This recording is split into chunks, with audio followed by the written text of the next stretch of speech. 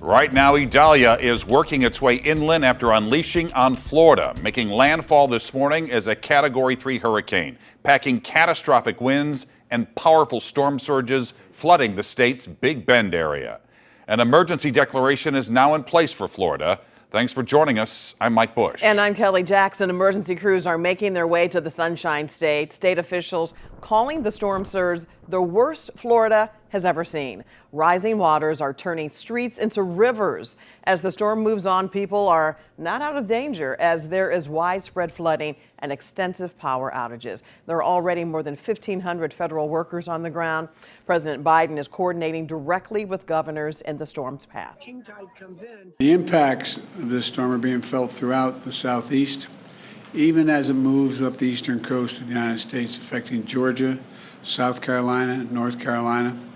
And we have to remain vigilant, and there's much more to do. Idalia is expected to hit the Carolinas as a tropical storm before moving out to sea. Oh my gosh!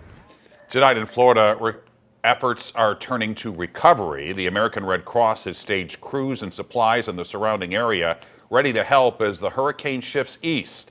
Our Tracy Hinson spoke with a volunteer who is flying to Florida tomorrow. Tracy?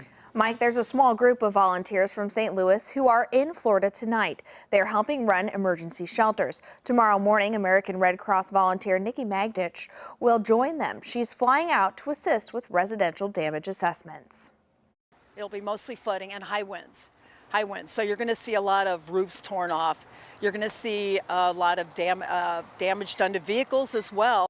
In the past 6 years, Nikki has been to multiple emergencies with the American Red Cross. She told me hurricanes are some of the most devastating. She will be in Florida for the next 2 weeks, working alongside volunteers from around the country. In addition to manpower, the Missouri-Arkansas American Red Cross has trucked long-term shelter supplies to Florida. Our American Red Cross has one of our national warehouses for disaster supplies here in Hazelwood. So we have actually sent 4 semi-loads of relief supplies already down to Florida, pre-positioned a few days ago, to make sure that we have some of the material items needed for long-term sheltering and more. She says the plan is to have enough supplies to support relief efforts for the long term.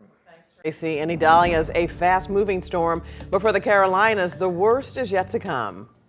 Gary Frank is here now with the Weather First forecast on what they can expect. Gary. Yeah, it is a fast-moving storm, and that's one of the reasons that it's already a tropical storm now. But I want to show you what it is now. The latest advisory at 4 o'clock, it's 70 miles an hour. So 74 is what gets it as a Category 1. It's moving northeast at 21 miles an hour, and here's what they're kind of being impacted by. Look how quickly this has moved over the last 18 hours or so. This has moved from the Gulf, where the water was 90 degrees. That's why it rapidly intensified, and then as it moved onshore, that's, of course, where it's impacted areas in the Carolinas with flash flooding and even a couple of tornadoes that we've seen so far. Multiple tornado warnings. That's typical especially on the north and northeast side of these storms. Right